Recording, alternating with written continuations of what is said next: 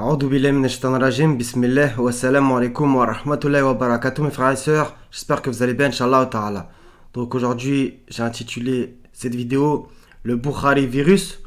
Donc ouais, parce que c'est un virus qui s'est inséré dans la communauté dite musulmane, qui a fait que le livre descendu, le Coran, a été délaissé, comme c'est écrit dans la sourate 25 verset 30 déjà. Et donc du coup, voilà, ça, à des fins politiques, pour aliéner la communauté, la manipuler, et que les gens remettent leur cerveau entre les mains des savants. Alors qu'Allah nous dit, y a-t-il quelqu'un pour réfléchir? D'accord? Donc il y en a, ça va un peu les saouler, je sais qu'ils sont pas là pour ça, pour écouter des hadiths, mais Inch'Allah ça pourra servir quand même. D'accord? On va commencer sans plus tarder. Là ça va être un hadith sur Moïse, et un autre sur Ayoub, donc Job, ok? Vous allez voir des calomnies, c'est vraiment grave. Donc, je vous montre.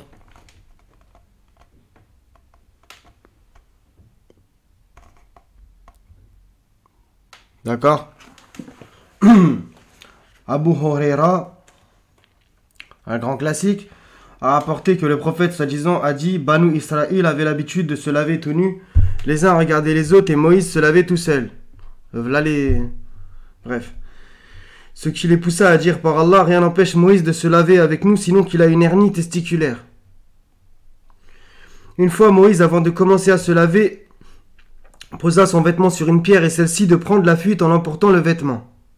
Maintenant, les pierres, elles marchent. Bref. Et Moïse se mit alors à la poursuivre en criant: mon vêtement, ô pierre!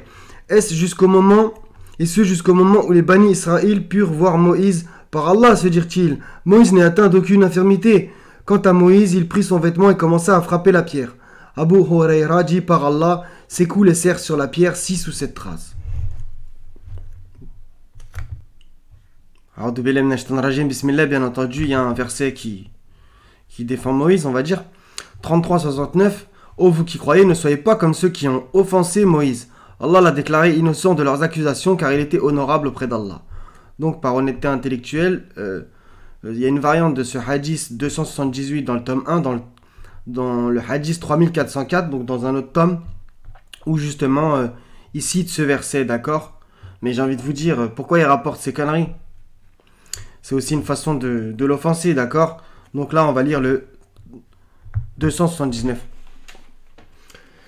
Abu Huraira, toujours, le top 3, a rapporté que le prophète soi-disant a dit: tandis que Ayoub, Job était en train de se laver tout nu, encore d'habitude, pipi caca, marque dorsale de Bukhari, était en train de se laver tout nu, tombèrent sur lui des criquets en or, d'où il se mit à les ramasser dans son vêtement et son seigneur l'appela: ô Ayoub, là ils font parler Dieu carrément, ne t'ai-je pas assez enrichi pour que tu puisses te passer de ce que tu vois là? Il dit: certes oui, mais je jure par ta puissance que je ne peux pas me passer de ta bénédiction. Et Abu Huraira a apporté que le prophète dit, tandis que Ayoub se lavait tout nu. Le hadith sur les soi-disant 50 prières qui sont devenues finalement 5. Donc c'est le 349, je vous montre. Il commence là. Regardez le délire, comment il est balèze. Hein. Il finit là.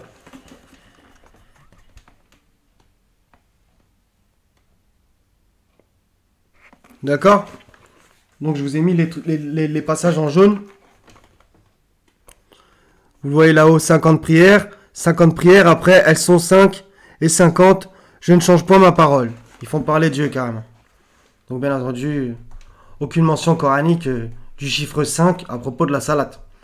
Bref. On va lire le 427 et le 429 en bonus. Donc le 427 il commence là.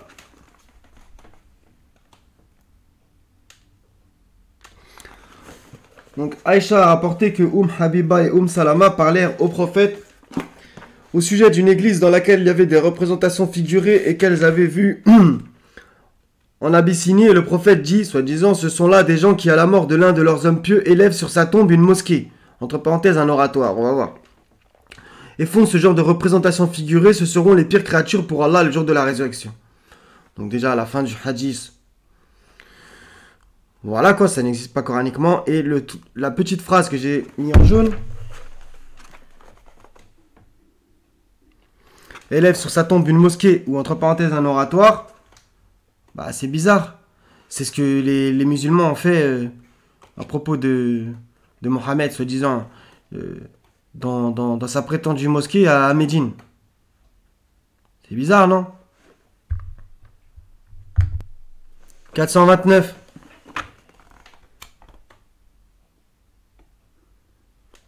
Vous allez voir, ça va être pour les prétendues mosquées. Anas dit, le prophète priait dans les bergeries de moutons. Shoba dit, mais après cela j'ai entendu Abu Attaya rapporter ce hadith en disant, il priait dans les bergeries de moutons avant la construction de la mosquée. Ah, et vous faites des palaces à plusieurs millions d'euros? Des fois ça va même jusqu'à des milliards. En même temps, il y a un truc intéressant quand même. Soi-disant, il priait dans les bergeries de moutons. Bah, c'est marrant parce que vous, justement, vous avez pas mal de moutons qui vous suivent. 1928.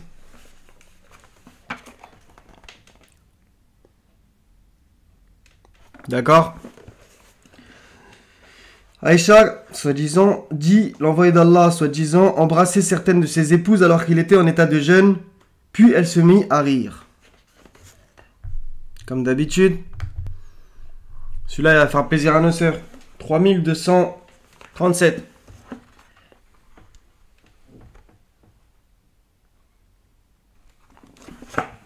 Abu Huraira, le ballon d'or du hadith, soi-disant, l'envoyé d'Allah a dit, n'a jamais dit, lorsque l'homme invite sa femme de venir au lit, mais que celle-ci refuse et le laisse passer la nuit irrité contre elle, les anges restent à la maudire jusqu'au matin. Donc, déjà, c'est pas la parole du prophète. Deuxièmement, c'est chelou.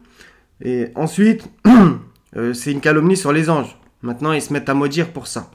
Donc, bien entendu, il y a bien le fait que les anges puissent maudire les gens ou qu'ils puissent prier pour eux, etc. Mais bon. Donc, un hadith grave à propos du prétendu ensorcellement du prophète. Donc, le 3268. Hein. Je vous montre. Là-haut. Selon Aïcha, vous voyez que c'est toujours les mêmes blazes. Hein. Toujours. Hein. Aïcha, Abu Huraira. Toujours. Le prophète, soi-disant, a été ensorcelé. Ok? Et d'après Aïcha, soi-disant, ces personnages fictifs, le prophète fut ensorcelé au point où il croyait avoir fait ce qu'il n'avait point fait, et ce jusqu'au jour où il invoqua Allah, puis il dit. Donc attendez, on va revenir quand même. Il croyait avoir fait ce qu'il n'avait point fait. Donc déjà, on va aller dans le Coran, bien entendu, après. Sais-tu que Allah vient d'exaucer en mes invocations, en me montrant en quoi réside ma guérison, etc., etc. Y a quelqu'un qui vient lui dire, car deux hommes sont venus vers moi, l'un s'est assis à ma tête, et l'autre à mes pieds, et l'un de dire, quel est le mal de cet homme? Du prophète, soi-disant, il dit, il est ensorcelé. Il dit qu'il est ensorcelé. Il dit, Labid ben al-Assam.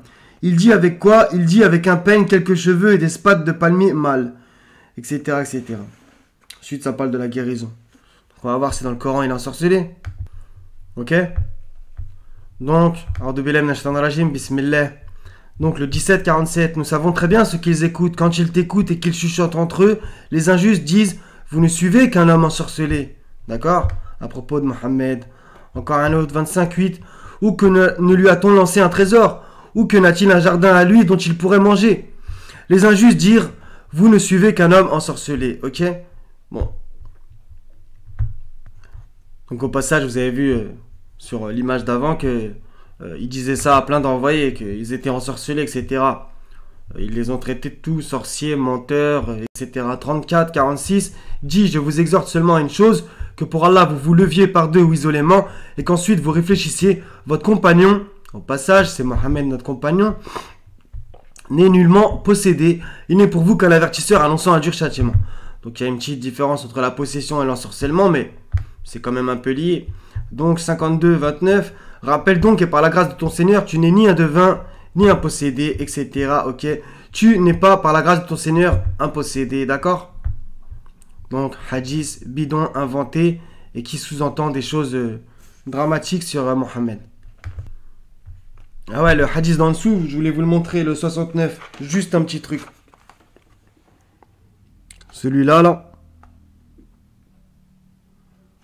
Ici. Désolé, je couvre. Je sais pas si vous voyez bien, enfin, c'était juste à côté de mon doigt.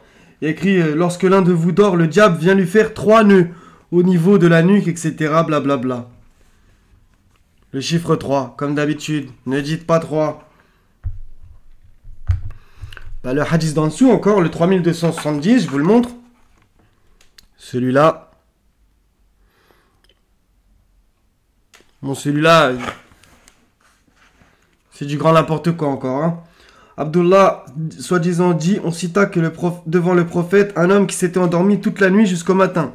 Soi-disant, le prophète dit, c'est un homme que le diable a uriné dans ses oreilles ou dans son oreille. Le mec qui a écrit ça, il s'est quand même bien marré. Là, on va étudier le 3273 et 74, donc juste en dessous, d'accord? Oh purée, il y a le 75, je l'avais même pas vu. On va se taper les 3. Donc, n'attendez pas le lever. Bon, je vous montre. Les 3 hadiths d'affilée. Hein.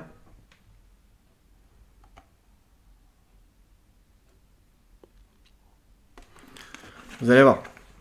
N'attendez pas le lever ou le coucher du soleil pour accomplir votre prière, car il se lève entre les deux côtés de la tête d'un diable ou du diable. Je ne sais pas laquelle des deux phrases dit Hicham. Donc maintenant, vous comprenez bien pourquoi, après, justement, le lever du soleil, eux, ils disent qu'il n'y a pas de prière dans la matinée, en gros. Mais dites pas que c'est pas vrai. Il n'y a pas de prière jusqu'au midi. D'accord? C'est écrit où dans le livre, ça? Nulle part. Donc, c'est même l'inverse, hein, mais bon, bref, c'est pas grave. Je me suis déjà exprimé, j'ai déjà fait une playlist sur la salade. 3274, Abu Saïd dit le prophète, soi-disant... lorsque l'un de vous est en train de prier et qu'une, entre parenthèses, personne vient à passer devant lui, qu'il l'empêche. Si elle refuse, qu'il l'empêche. Si elle refuse, qu'il la combatte, car il s'agit là d'un diable. D'accord? Donc, dans d'autres variantes, voilà. Quand la femme passe devant, etc., etc. Donc, vous comprenez maintenant le délire de prière valide, pas valide, etc. D'accord? Ça vient de là, hein. 3275, Abu Huraira dit, soi-disant, l'envoyé d'Allah, soi-disant, me confia la garde de la zakat du ramadan et quelqu'un vint à moi et se mit à prendre de la nourriture à poignée et je dis, je vais exposer ton affaire devant l'envoyé d'Allah. Et il cita le hadith. Et cet homme, écoutez bien, dit, lorsque tu te mets au lit, récite le verset du kursi, du trône.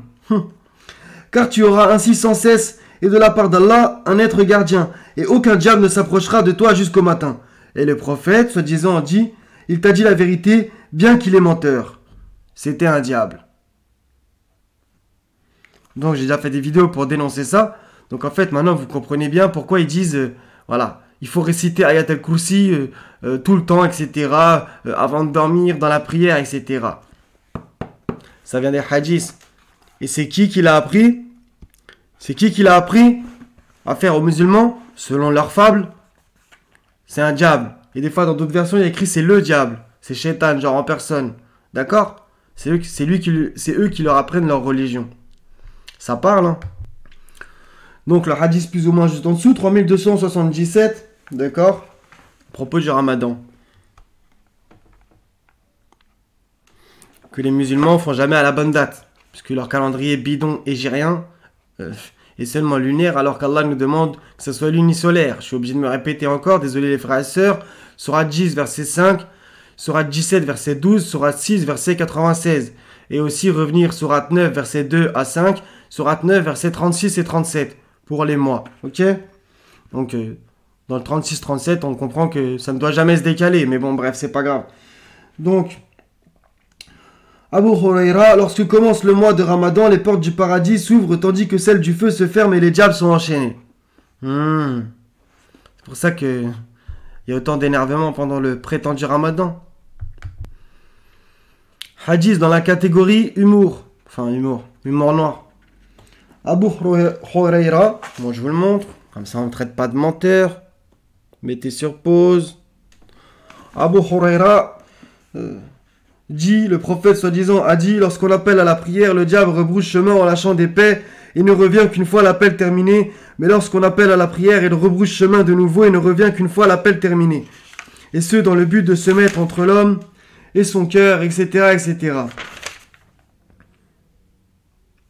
Donc il lâche des paix maintenant, le diable. Dans la catégorie boucherie et calomnie, le 3357. Et le 56 aussi, bah oui.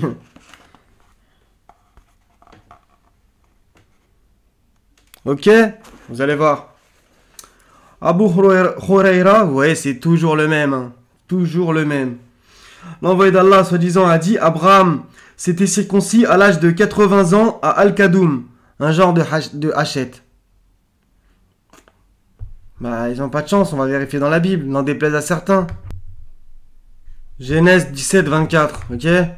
Abraham était âgé de 99 ans lorsqu'il fut circoncis. On revient sur le hadith. À l'âge de 80 ans, déjà, donc il y a une erreur dans l'âge. Et eux, ils disent à la hachette. D'accord? C'est écrit où ça? Nulle part. Abu Huraira, le 357, encore une fois. Soi-disant, Mohammed, l'envoyé d'Allah, a dit, n'a jamais dit, Abraham n'a menti que par 3 fois. Ne dites pas 3, comme d'habitude. C'est récurrent. Donc, par honnêteté intellectuelle, en fait, c'est dans le hadith d'en dessous qui disent, si vous voulez le lire, hein, si ça vous intéresse, les fables, en quoi il a menti. D'accord? Moi, j'aurais plutôt dit rusé. Mais bon, bref. 3369. Donc, quelque chose qui n'est pas coranique, qui fait distinction, différence entre les envoyés, chose qu'Allah nous demande bien entendu de ne pas faire du tout. Donc, il y a la solution dans le 37, 181, 182. Wa salamun alal mursalin wa alhamdulillahi rabbil alamin. Et paix sur les envoyés. Et louange à Allah, Seigneur des mondes. Ok? Comme ça, vous oubliez personne et vous glorifiez Allah au passage. Vous célébrez sa louange. Donc 3369 à propos de la salate sur Mohammed et Ibrahim. Ok? Donc tout le monde le connaît, mais bon, bref. Ô envoyé d'Allah, comment devons-nous prier sur toi? L'envoyé d'Allah, soi-disant, dit dites, ô Allah, prie sur Mohammed. Donc là, il y a bien la notion de prier, ce qui n'est pas bon. Sur ses épouses et sa descendance, comme tu as prié sur la famille d'Abraham, pareil, prier. Et fais descendre ta bénédiction sur Mohammed. Bénédiction, j'ai pas de problème avec ça. Et sur ses épouses et sur sa descendance, comme tu as fait descendre ta bénédiction sur la famille d'Abraham, tu es le djinn de louange, le djinn de vénération. Ok? Donc ça, à ne plus dire dans la prière au passage. 3395. Celui-là, ça va être cadeau bonus. Donc, à propos de la parole que les musulmans disent sans cesse, Mohammed était la meilleure des créatures, etc. Donc ça n'a aucune trace dans le livre. Zéro. Même si, bien entendu, Mohammed était un grand homme, un homme de bien, un envoyé. Donc en fait, c'est logique. Mais par contre, dire que c'est la meilleure créature, on comprend très bien le sous-entendu. Sous-entendu, les autres, voilà, ils sont en dessous, etc., etc. Et donc du coup, ce qui a donné au final, on ne parle que de Mohammed. Et encore, on parle de Mohammed là-dedans, pas le Mohammed du Coran. Loin de là. Tu es certes d'une moralité éminente, pas comme là-dedans. Il se marie avec une enfant de 6 ans, il couche avec elle à 9 ans. Il ordonne de crever des yeux si on regarde dans ta baraque, etc., etc. D'accord? Rien à voir. Donc, Abu al-Aliya dit, le cousin paternel de votre prophète, c'est-à-dire Ibn Abbas, nous a rapporté que le prophète, soi-disant, a dit, il ne convient à aucun homme de dire que je vaux mieux que Younes, Jonas, Ben Matta. Il indiqua le nom de son père. Ok? Donc ça veut dire quoi ça? C'est-à-dire que, soi-disant, Mohammed, il a dit qu'il convient à aucun homme de dire que Mohammed vaut mieux que Younes, que Jonas. Ah, on vous le dit jamais ça. Hein. Et justement, c'est un plagiat biblique, le Ben Matta. Parce que, bien entendu, ça n'apparaît pas dans le texte coranique. On va le voir. Jonas, chapitre 1. La parole de l'Éternel fut adressée à Jonas, fils d'Amitai. Ok? Donc j'ai Muslim en PDF et il y a bien écrit Jonas fils d'Amitai. C'est écrit exactement comme dans le texte biblique, d'accord? Alors que là, dans le hadith, c'est écrit Ben Matta, d'accord? On continue. Dans la catégorie Marc Dorcel, Abu Huraira, vous voyez, c'est sans cesse. Hein. Soi-disant, l'envoyé d'Allah a dit, on l'avait dit au Bani Israël, entrez par la porte en vous prosternant et demandez la rémission. Donc bien entendu, c'est un verset coranique, Surat al-Baqarah, verset 58. Écoutez bien la suite. Mais ils entrèrent en se traînant sur leurs fesses et en disant un grain dans un cheveu.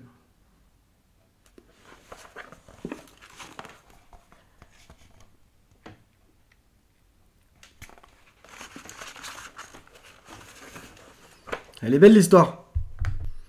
3408. À propos de Moïse. C'est le passage en jaune. Donc blablabla. Selon qui? Je vous le donne en 1000. Abu Huraira. Ok.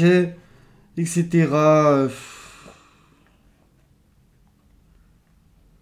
Donc, en fait, la phrase intéressante et grave, c'est qu'il y a écrit « Et je trouverai alors Moïse saisissant un des coins du trône. » Du trône d'Allah. Ok? C'est quoi ça?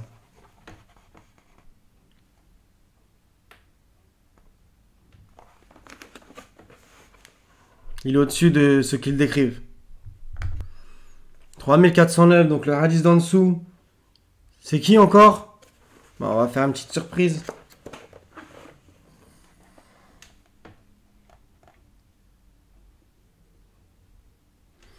Donc là, c'est carrément une espèce de... un débat entre Moïse et Adam. Donc du grand n'importe quoi. Non. Adam put réfuter l'argument de Moïse par 2 fois, etc. Du grand n'importe quoi. Dans la catégorie calomnie, sur Suleiman cette fois. 3424.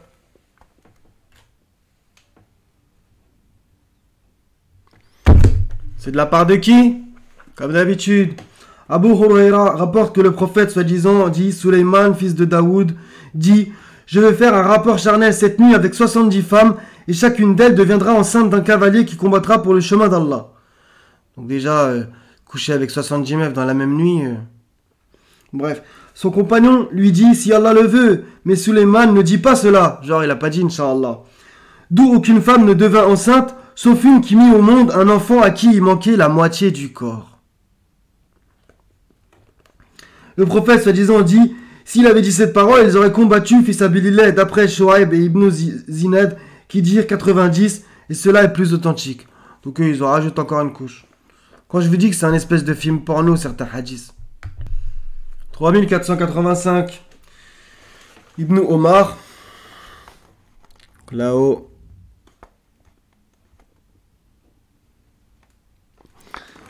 Ibn Omar rapporte que le prophète soi-disant a dit « Pendant qu'un homme traînait son manteau avec un air hautain, il fut englouti dans la terre, et il restera à s'enfoncer jusqu'au jour de la résurrection. » Donc ça, c'est un espèce de... Ça semble tiré de l'histoire de Corée, mais bon. Donc il y a d'autres variantes qui vont un peu dans le même sens à propos du vêtement qui traîne par terre, etc. Que ça va dans le feu de l'enfer, etc. Vous connaissez sûrement. Pour ça que, voilà. Vous connaissez les... Bref. 3488, donc juste en dessous. À son arrivée à Médine, cette escroquerie, Al-Madinati qui veut dire la ville et qui veut pas dire Médine, la prétendue ville en Arabie Saoudite. Donc je vous invite à faire vos recherches. Ça arrive dans la sourate Joseph, à propos de Moïse, etc., etc. Donc maintenant, Joseph et Moïse habitaient à Médine? Non. À son arrivée à Médine pour la dernière fois, Muawiyah ben Abi Sofyan, tiens, nous fit un discours et sortit une pelote de cheveux et dit « Je ne croyais pas que personne fit usage de ceci à l'exception des Juifs. Le prophète, soi-disant, appelait cela « Az-Zor », mensonge, c'est-à-dire les cheveux rapportés. Il y a aussi justement les hadiths que soi-disant le prophète il a maudit la femme qui se tatoue, celle qui tatoue, celle qui se fait mettre des faux cheveux, etc. Celle qui s'épile les sourcils, etc. Bref. 4466, d'accord? Ça c'est un hadith numérologique subliminal. 4466. Ici. Aïcha, soi-disant, vous voyez, c'est toujours Aïcha et Abu Huraira, hein, toujours. Rapporte que l'envoyé d'Allah, soi-disant, mourut à l'âge de 63 ans. Donc ça, je l'ai déjà dit.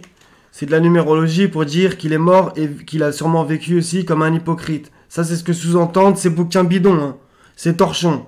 Oui, oui. D'accord? Le chiffre 63. 5022. Un de mes préférés. Donc Talha dit... Je vous le montre. Allez bien à la fin, hein. Terrible. Talha dit, j'ai interrogé Abdullah ben Abi Wafa en lui disant, est-ce que le prophète avait fait un testament? Abdullah dit non. Et je dis, comment a-t-on prescrit aux gens le testament? On leur en donne l'ordre de l'observer sans que lui ne fasse un testament? Cette phrase, elle est véridique. Allah demande de faire un testament et dans Muslim, par exemple, on a deux hadiths qui se contredisent à la suite. Pourtant, le prophète a fait un testament. Ensuite, le prophète n'a pas fait de testament. D'accord. Donc, en gros, il ne respecte pas l'ordre divin. On leur donne, etc. Abdullah dit, il avait testé de suivre. Je vous le fais en bonus, là. De suivre quoi? Regardez au bout. De suivre le livre d'Allah.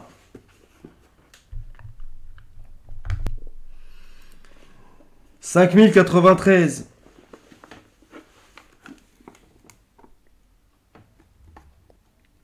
Qui va encore faire plaisir à nos sœurs. Abdullah ben Omar rapporte que l'envoyé d'Allah, soi-disant, a dit la guigne est dans la femme, le cheval et la maison. Ok? Qu'est-ce que vous voulez que je vous dise? Donc au passage, si on décrypte un petit peu, femme, cheval, maison, ça fait 3 fois. Ne dites pas 3. Ensuite, donc la guigne dans ta femme.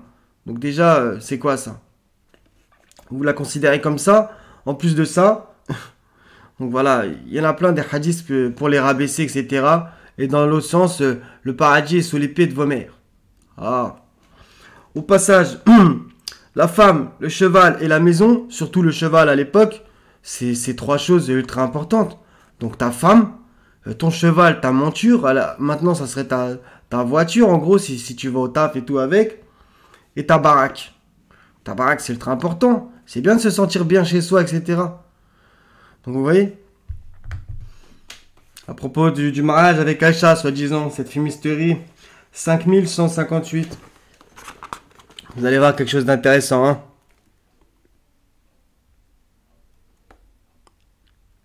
On voit pas très bien.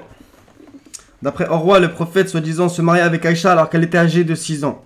Ça, tout le monde le sait. Il consomma le mariage alors qu'elle avait 9 ans. Ça aussi, mais il y a un petit segment. Et elle resta avec lui durant 9 années. Ok? D'accord? Donc, comme d'habitude, un hadith qui va concerner Aïcha, 5113. Hicham rapporte que son père dit Khawla, la fille de Hakim, était celle qui offrit leur personne au prophète, soi-disant. Alors Aïcha dit, la femme n'a donc pas honte d'offrir sa personne à un homme. Et après la révélation de Surat al-Ahzab, verset 51, tu fais attendre qui tu veux d'entre elles. Je dis, donc Aïcha, ô envoyé d'Allah, je vois que Allah ne tarde pas à révéler ce que tu désires. Ok?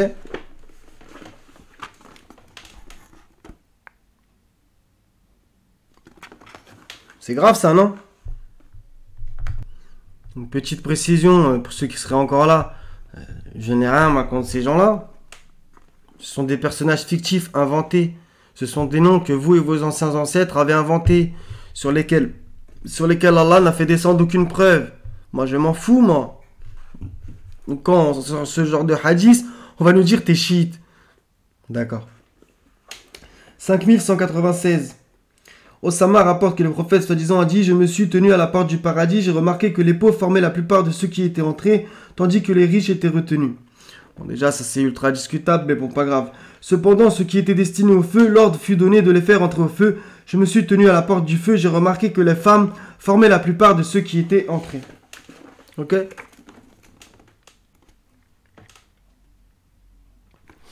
Donc encore un rabaissement de la femme.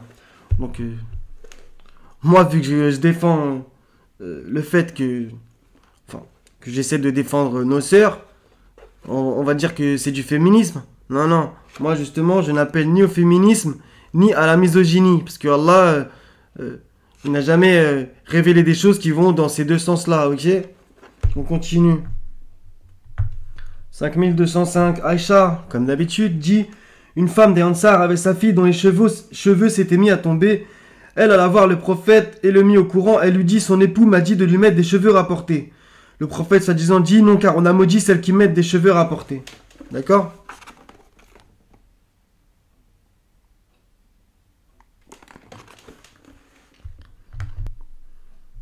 « 5207 dans la catégorie Marc Dorcel. Jaber dit: nous pratiquions le coït interrompu du temps du prophète. Et ceux d'en dessous, c'est dans le même genre.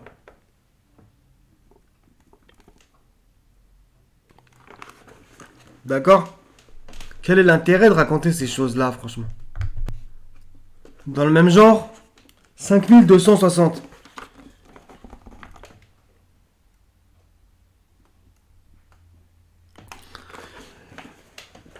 La femme de Rifa al-Koradi vient voir l'envoyé d'Allah, soi-disant, et lui dit: oh envoyé d'Allah, répudié par Rifa d'une manière irrévocable, je me suis marié avec Abderrahman ben Az-Zubayr al-Koradi, mais il n'a qu'une chose pareille à une frange d'un vêtement. Il n'a qu'une chose, je vous fais pas un dessin. L'envoyé d'Allah, soi-disant, dit: veux-tu retourner chez Rifa? Non, tu ne peux le faire avant que, entre parenthèses, Abderrahman n'ait goûté de ton petit miel, et toi de goûter de son petit miel.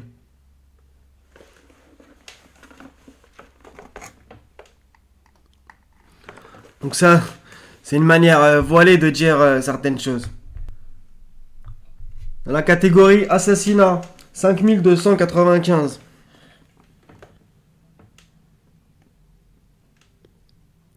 Surtout la fin du hadith.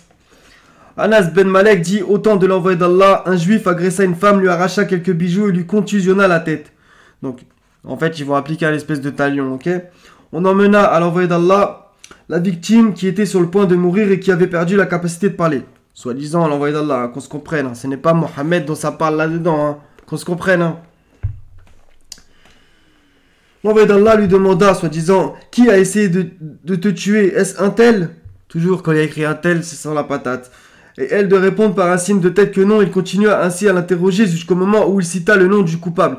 Elle fit alors un signe que oui. L'envoyé d'Allah donna alors l'ordre et on contusionna la tête de l'homme entre deux pierres. Ok?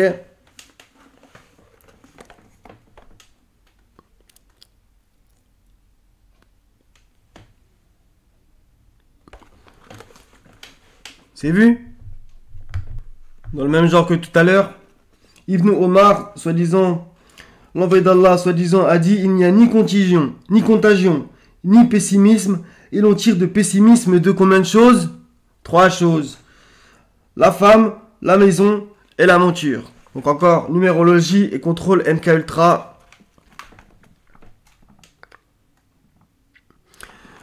Donc ces hadiths sont faits pour que, voilà, vous tombez dans la superstition, que au passage, c'est 3 choses ultra importantes. Donc votre femme, celle qui partage votre vie, votre monture, comme je l'ai dit tout à l'heure, c'est-à-dire pour l'époque le cheval, et votre baraque, donc votre chez vous. Vous voyez? Donc c'est très grave ce qu'ils ont fait. Là, ils se sont insérés dans la famille, etc., dans vos propres vies. Un dernier pour la route. 6888.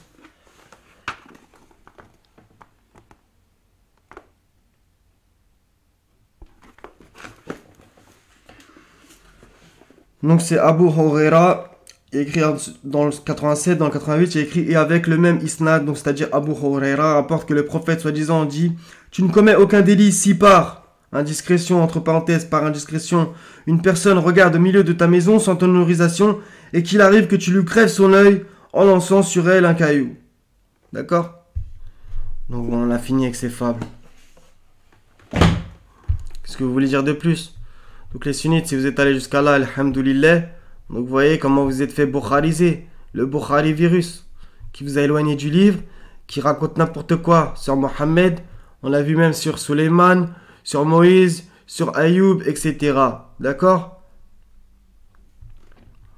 Le constat, il est alarmant. Regardez dans quel état est le monde, dans quel état est la dite communauté musulmane. Maintenant, faites votre avis. Donc moi, je vous appelle à revenir au livre. C'est vraiment urgent, là. L'heure, elle est en train de tourner, c'est urgent. Regardez ce qu'ils ont fait de la dite religion. Ce n'est pas la religion. Eux, ils appliquent... c'est le sunnisme. C'est ça que vous appliquez dans les faits. Que vous le vouliez ou non. Les 5 salats, les 5 piliers. Tout faire 3 fois avec des tocs, etc. Voilà. Ça n'a rien à voir avec le livre divin qu'Allah a fait descendre. Rien à voir. Donc, vous êtes fait bukhariser comme moi aussi je me suis fait bukhariser. Voilà. Par le Bukhari virus. Qui s'est répandu sur toute la planète. D'accord? Donc, ça sera tout mes frères et sœurs. Donc, soyez bénis. Je vous aime tous pour la face d'Allah subhanahu wa ta'ala. Wa salamun ala al-mursalin. Walhamdulillahi rabbil alamin. La ilaha illa huwa al-azizul hakim. Wassalamu alaikum wa rahmatullahi wa barakatuh mes frères et sœurs. À la prochaine, Inch'Allah ta'ala.